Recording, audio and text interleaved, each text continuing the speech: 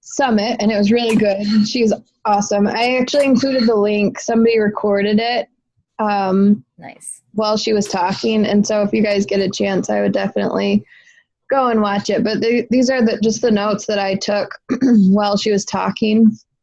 And so I did share my screen, right? And I'm recording. You did for a second. Now it's gone. Uh-oh. Share screen. Is it back? No. Desktop, share screen. Is it shared? Yes. Yeah. Okay, good. All right, so view or slideshow, right? Okay. From beginning. So curiosity marketing. What you guys have probably heard, attraction marketing is what's been the big thing. So you post about what you're doing, your lifestyle, you find your 5 things that make you you, and you post about those. And health and fitness is like 25% of the time, and the rest of your life is the rest of it. And that 25% of the time you're posting you with your Shakeology, like this is what I'm drinking because it does this, like the benefits for you. Or like you post about you doing Insanity, and like you have Shanti in the background and you talk about Insanity. So that's an attraction marketing. And so what Shailene Johnson, she's a health and fitness person, but she's also really big in social media, and social media is always evolving. So what her big thing was at Summit was talking about how that used to work, but it does not work anymore. And if you follow any of the big coaches, like the really successful ones, Melanie Mitro, Amy Silverman, all of them, they still talk. Like Melanie Mitro, if you go to her page, she's talking about 80 days obsession. She's talking about Energize. She's talking about all that stuff. But why it works for her is because she already has this big following. But what we need to do is the things that are working right now. And so she said, instead of attraction marketing, where you post like pictures with the products, you're talking about the products, you talk about you. And it's now, instead of using attraction marketing, we want to use curiosity marketing. So we don't give the people everything. We just kind of lead into it. So I'm going to give you examples, but these were her 3 main points. Borrowed words are for the birds. Don't tell me you're about to sell me. And likes were thin. Questions are what wins. So I'm going to go into each one of those. But first, these were like high level tips. Curiosity makes people take action. So she was talking about how she did a post about how she was going to go speak at Summit. And she said something about lipstick. Like, this is my favorite lipstick color I'm going to wear. I'm thinking I'm going to wear it while I go do this big speech. Not a single question about what her speech was. Every question was, what's the lipstick color? Where can I get the lipstick? That's not what she was going for. But that's what people wanted because she told them it's her favorite, but didn't tell them what it was. So that's what we want to do with Beachbody stuff. So curiosity makes people take action.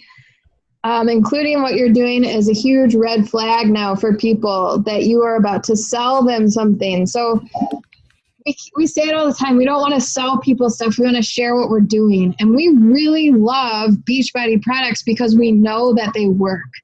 But people who have never tried them don't know they work, and all they think when they see us like posting Beachbody stuff is red flag. She's going to try to sell me something. I don't want to talk to her.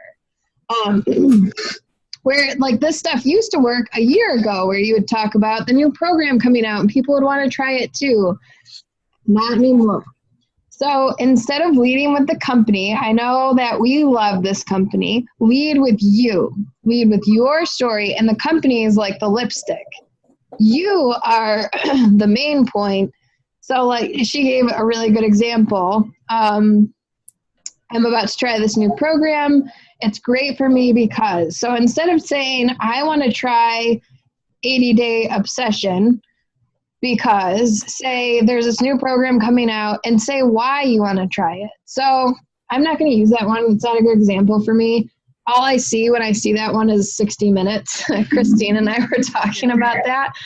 The program looks awesome, which is sad, but I know myself, and I know if something's 60 minutes, I'm only going to do 30, and I'm not going to get results. So,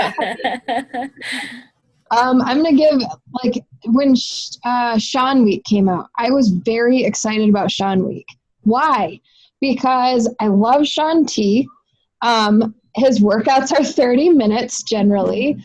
They vary. He had weights this time, and it was only 1 week long. And so if I was doing the curiosity marketing, instead of saying Sean T has a new, this is what I did. I talked about Sean T. I talked about Sean Week. I used his name like crazy. What I should have done is said, my favorite trainer is coming out with a new workout program. I cannot wait. And like just left it at that. And so you want a breadcrumb. And then like another post could be, I can't wait for this new program because it's only going to be 30 minutes and I can do it at home and I don't need very much stuff for it. So you're not telling them what it is and I'm getting away from my slides, but you're not telling them what it is or when it comes out or who does it. She said, because when you give them all that stuff, they can Google it and then they don't need you. They don't have to ask you any questions. And when they Google this stuff, things come up like another Beachbody coach. Like if you Google 80-day obsession, Melanie Mitro's website is probably going to come up with all her blog posts of what she's been doing because she's getting to test it first.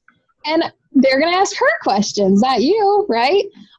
Or like if they want to do coaching, they're going to Google what is coaching, and that woman's video who comes up on every Beachbody video that says why I left coaching, it's a scam. Don't watch that. You don't want that. You want them to ask you questions. So lead with you. Make it you're focusing on getting questions. That's what curiosity marketing is. So first point, she said, borrowed words are for the birds. Be you, tell your story. And I made a post this morning. I'm pretty sure it was this morning on the team page on how to figure out your story. One of the coaches at Summit was talking about how she was doing coaching for 2 years, and she's a completely different person 2 years from when she signed up. But the people that she wants to talk to and attract are the people that she was before she started coaching, if that makes sense. Mm-hmm. So like, and so the person I am right now, I know that I'm capable of working out every day. I know that I can follow the 80-20 rule. Like I've got it for the most part figured out. I know if I fail, I can get back on track. I've figured that stuff out because I've been doing it long enough. But the person I was when I started didn't know that. I had no confidence. I had never been successful with any kind of exercise. That's the person I'm talking to, is the person before I started. So when you're telling your story, think about who you were before you started, thinking about your own reservations, what made you say no or what made you hesitate before even trying a challenge group. That's the person you're talking to. And so as you tell your story, talk about you. It's all about you. You are not talking about Beachbody. You're not Beachbody. You're you. You just use Beachbody products, if that makes sense. And then be different. So I actually did this my first whole year of coaching. Shannon is my coach. I am nothing like Shannon. I'm nothing like Shannon. I've never been a Shannon. But I tried to use Shannon's words, not necessarily her words, but her style. It didn't work for me. I'm not the girl that like does the cute poses with the hair done. I mean, this is what I look like all the time.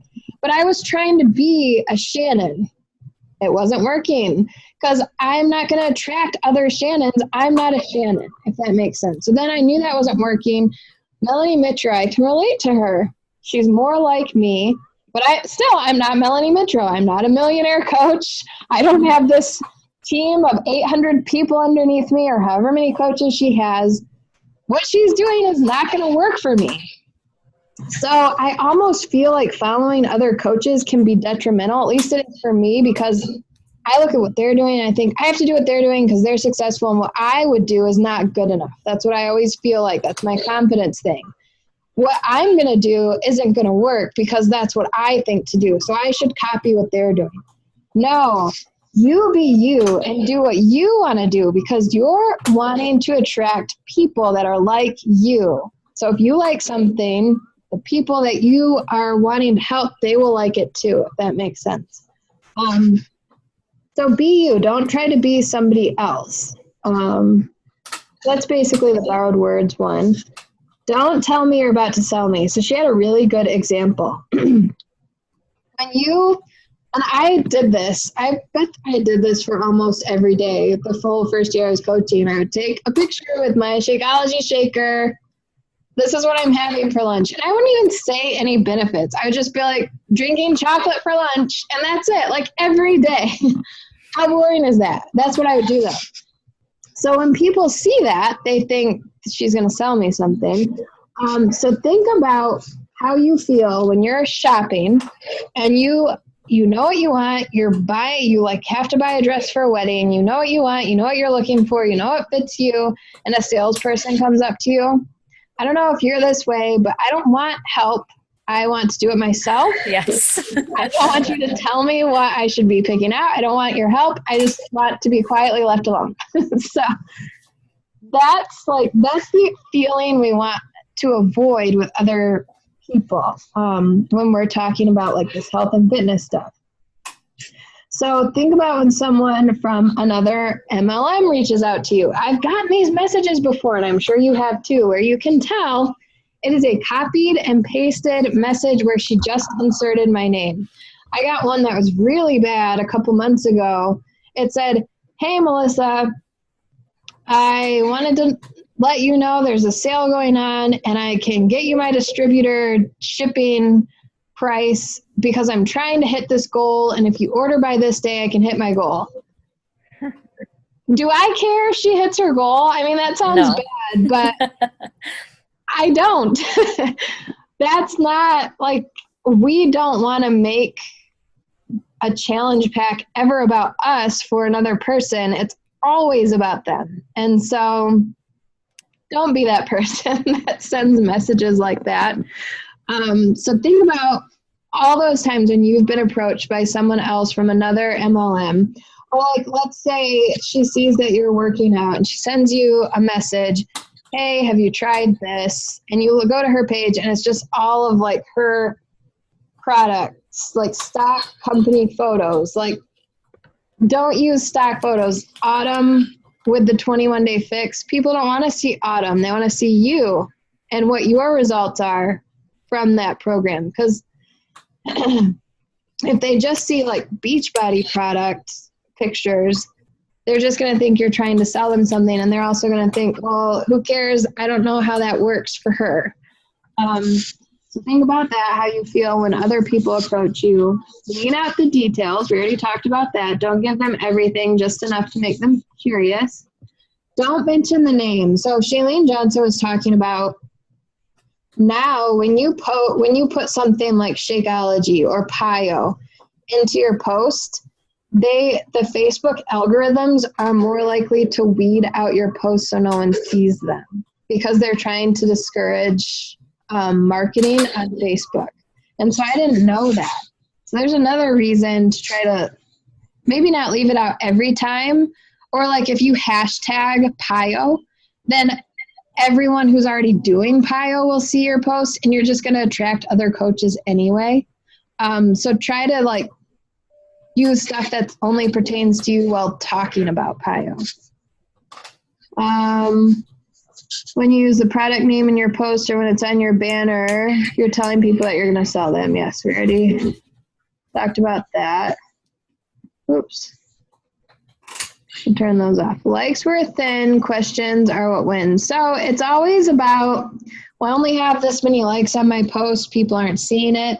You guys already know people are seeing your posts just because when you reach out to them, they'll say something like, "Oh, your posts are really inspirational." Well, they haven't liked a single one or commented on one, but they're clearly seeing them. Or they'll ask you a question. I get people all the time that ask me for a recipe, but they haven't liked or commented on the post I made about the recipe, so I know that they're seeing them. So don't worry about likes. Right now, what we're after is questions because we're doing the curiosity thing. So likes are usually from other coaches. We're really good at attracting each other. She says something really funny in the video if you guys have a chance to watch it. But likes are important. What's important is curiosity. So she challenged us. Everything you post on social media, count questions instead of likes. So see how many questions you can get. And think, how can I create curiosity? And you can do that by leaking out your information.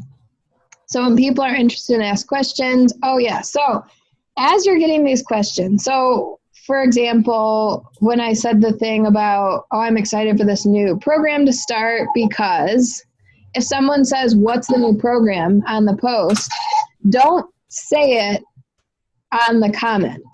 Say, I'll message you. And then private message them. Always take it to a private message anyway so you can start a conversation. You don't want to have a whole conversation in a post thread. You want to do it in a private message because then the people are more likely to be more comfortable to like talk. Because the things we talk about are pretty private. I mean, your health and fitness goals, what you struggle with. That's not something you're going to answer on somebody's Facebook post. So always take it to a private message. And then also, if you answer someone's question in your post, nobody else is going to ask any questions because you've already answered it for somebody else. Then I think next I have examples. So I've been trying this out. I couldn't find any good examples from Beachbody coaches. I have no likes on this, but it's because I'm also testing out trying to get more interaction on my like page. But so normally I would say I've been listening to Leaders Eat Last. Instead of doing that, I said the book I was listening today was talking about the chemical, and I talk about it. So my goal there was to get somebody to say, what book are you listening to? Well, no one did, but I was testing out the curiosity marketing here. So just little stuff like that instead of giving it away. And it's not even got to be about Beachbody. Like this wasn't specifically about Beachbody. You just want to get conversations going. This was a coaching one. Talking, and I made this post mostly about family stuff. So this is about my life, but coaching is like kind of sprinkled in. So this is my attempt at curiosity marketing. I'm going to get better as we go. I just need more practice. So this is the example Shailene gave. She said, I'm really excited about this new program and it'll be starting in a month. It's awesome because I can do it at home. As a mom, I can't really leave the house to go anywhere, but this is perfect. And when people ask, what is it? I already talked about that. Oh, and then she said, phrases that don't work anymore. Can I send you more details or have you tried? I don't really use those to begin with. I always ask them questions about themselves. So not really, can I send you more details, but I'll ask those lists of questions that are in the inviting scripts. What are your goals? What's a typical day of eating like for you? Are you following a fitness program already? I feel like getting people to talk about themselves is the best way because that will help you get as much information as possible about them so that you can help them the best. So I think we already talked about this. So these were a few things that she said that I really liked. Count questions, think of posts that will get people curious. I spelled curious wrong there. And not just about Beachbody. You don't need to be outstanding. You just need to stand out. So I feel like we look at these top coaches in like Amy Silverman. I don't know if you guys know who she is. She's like this surfer girl who always is doing cool surfer girl things. I'm not a surfer girl. I'm not going to be cool like her ever. Like even if I was a really, I'm just not cool like that. I don't have to be Amy Silverman, though. I just have to be me, and I have to learn how to tell my story in a way that's going to resonate with the people that I want to help, which are other people like me. I'm not trying to attract cool surfer girls. I'm trying to attract Melissa Furnaces, if that makes sense to you guys. I'm hoping that it does. Yes. So you don't need to be outstanding. You just need to stand out. So everyone right now, most Beachbody coaches are posting pictures of themselves holding their Shakeology shakers. I did it forever. If you're seeing most Beachbody coaches doing it, don't do that anymore. That's so hard for me because I feel like, well, it looks like it's working for them and they're doing it, so I should do it too. No, try to avoid that. In fact, I've stopped following other Beachbody coaches because I cannot help myself when it comes to wanting to do what they're doing. So I just don't look at what they're doing anymore. Then she said, when you run your own race, you have the power to build an amazing empire. That's just basically the same thing I already said, just said in a better way. This is your story that you are telling. I post that Miguel video about 15 times a month, I feel like, just because I think it's so good. But the way he tells his story is awesome. And when I listen to it, I want to tell my story like him. He's really fun and animated and exciting. I don't talk like that. And when I try, I sound ridiculous. As much as I would love to be a speaker like him and be able to tell a great, funny story like him, I can't. And when I try, it doesn't work. I keep going back to I have to be me. And you guys have to be you. I don't know if you struggle with that. That's been my biggest pitfall with coaching, is trying to be other people. So don't worry about what other people are doing. Worry about what you are doing and worry about telling your story. And so the first step there is identifying what your story even is. When you do that, think about who were you before you started these programs. And you might not be where you want to be. Right now, I've been slacking big time. Since I got strep throat, I've really had a hard time getting back on track with both exercise and coaching. And so I'm trying to talk about that. That's why I'm talking so much about failing lately, is because that's what I feel like I'm doing. So wherever you're at, don't feel like you have to be perfect. Just share what is happening in your story because it's relevant to you. So do you guys have any questions? I think that's the last slide. Yeah, it's the last one. No questions specifically, but the whole not looking at other Beachbody coaches, I made that a rule for myself starting this because I knew I would do the same thing. That's good. Yes. Yeah. Just because it's you're starting something new and you don't know what you're doing necessarily. And I feel like it's natural to try and copy. Yeah. Yep, their styles. Katie Ersta, I tried to be her for a long time. I'm not a cancer survivor. Why? The story's not going to work for me. Yeah. How are you doing, Christine? Does this stuff make sense? Yeah, I think it definitely makes sense. Because I was just thinking, if I were to look at someone's post and it had brand names dropped in, I would kind of just keep scrolling. So it totally makes sense. Yeah, that's it. Think about you. So when I go, because, we look at people's pages all the time to see if they'd be good friends. When I look at their page and it's just solid Rodan and Fields, I don't want to be friends with her. Not because I don't think she'd be a good person to be friends with, but just because she's going to try to sell me something if everything is a lipstick ad, So that's a really good point. Yeah. So yeah, you guys want to try that? I would challenge you to try a post tomorrow. Oh, for sure. Yeah. Mm. Well, yeah. It's hard to think of so many posts a day and be creative. It is hard, but it's hard in the beginning, but the interesting stuff is really in the mundane because that's what people relate to. Yeah.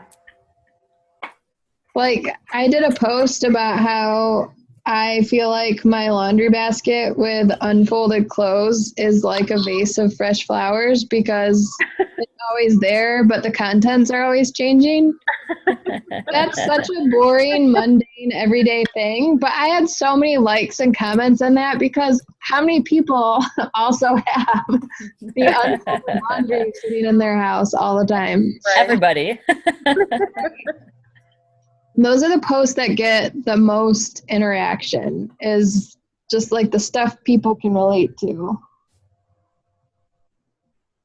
I That have a makes nice sense. beige cube I can send a photo of tomorrow. I don't think about something that like is funny that people can relate to with that though. I don't know. I've never worked in a cubicle, so I can't think of one. You're lucky. Yeah, be happy. Yeah, you're very lucky. I'm thinking about Office Space. Maybe you could do some kind of Office Space meme or something. Right. I'll have to think about that. Yeah. So, Sarah, your posts have been awesome. They're so informative. Like Oh, the sugar thanks. one was really Yeah. good. I had when I was in Germany, I was diagnosed with like a form of rheumatism, but like not in the joints, thankfully, like in the muscles. And in Europe, they're like a lot more on track with preventative medicine and integrative medicine than they are here. And my doctor over there told me like, you need to cut out sugar, you need to cut out like processed wheat, you have to cut out what else was it? Dairy. So like basically she was telling me to cut out like all these high inflammatory foods, and like she said sugar is the number one. Like if you can just cut out sugar for forever, you'll be fine. And it's helped me so much. Like like I'm just nowhere near in as much pain as I used to be. That would be even multiple posts all the time just talking about the difference, because sugar is so addicting and it's so bad just for everything, I feel like. Yeah, it's the worst. It really is. I see it as literally like the root of all evil. I would make several posts about that then, like tips on how you've cut it out, Yeah. how you started cutting it out, what you use instead. Like people love that kind of stuff. Okay. But yeah, That's my biggest problem. Sweet tooth. What? I said that's my biggest problem is the sweet tooth. Oh, it's a hard one. Yeah. It's a hard one, but once you do it and you get over that hurdle, because like I believe it is an addiction, honestly. Once you do get over that hurdle though, like you kind of you think it's gross. Like you actually just think like, oh my God, why did I ever eat any of this? Like if I have a bite of Snickers now, like I'm just like, ugh. And my husband, he bought a Mountain Dew once and we were on the road, like a long road trip, and I was so thirsty and I took a sip of that Mountain Dew and we had to pull over. Like I literally got sick from it. Wow. Like no joke. That's an insane amount of sugar, that's for sure. Yeah. I did an emotional eating challenge back in February. I read a book for it and they were talking about that. They tested lab rats that were addicted to cocaine and alcohol, and they went for sugar every time over the cocaine and alcohol. What? Wow. It's pretty insane. So they've proven scientifically that yes, sugar is addictive. Yeah, I bet. Makes sense. Right. And then in the book, it was pretty awesome. She was talking about how when someone's addicted to cocaine or alcohol, their friends and family do everything they can to keep them away from it and to keep them away from the places they bought it or used it. Yeah. Whereas if you're addicted to sugar, it's on every billboard, it's at every checkout, it's everywhere. And your friends and family are saying, just have a piece of cake. Why not? Right? I hate that. Like holidays are the worst because everybody thinks that I'm dieting. And I've been doing this for like a year or two now. And it's so frustrating because it's like, I'm not dieting. Like this is how I live now. Right? Yes. Get that pie away from me. Yes. So, yeah. Yep. Yeah. Sugar's bad. Christine, how are your early morning workouts going? I saw your one yesterday, was it? Yep, it was yesterday. They're actually going pretty good. I still struggle on the weekends though. I would talk about all that stuff. Talk about how you want to work out in the morning and why, as a post. Talk about how you feel when you do. You can even post about that flying alarm clock. Like, I need this. Like, who else could use this? Now you have to share what flying alarm clock. When I was in like flying years ago in Sky Mall, they advertised this alarm clock, that when it went off, a little like helicopter thing would fly out of it. In order to get your alarm clock to turn off, you'd have to get up and catch this thing flying around and put it back in the base. Well, it still Great. exists. I found it on Amazon. What? I've only seen the ones that roll away. What? God. I've only seen the ones that like roll away, Oh, not the ones that fly. oh my gosh, yes. That's great. I would make that a post. Like, I need this in my life so I can get up and get my workouts done. Anybody else? Yes. I love it. Me too. That summarizes me for sure. Yeah. So, all right. Well, I'm going to let you guys go. Thanks for coming to the call. Of course. Right, Thanks thank for doing this. Yeah, no problem. And good luck with your curiosity posts. I'm looking forward to seeing them if you get a chance. Okay, cool. Yeah, All right. I will try. Have a good night. You too. Bye. Thanks.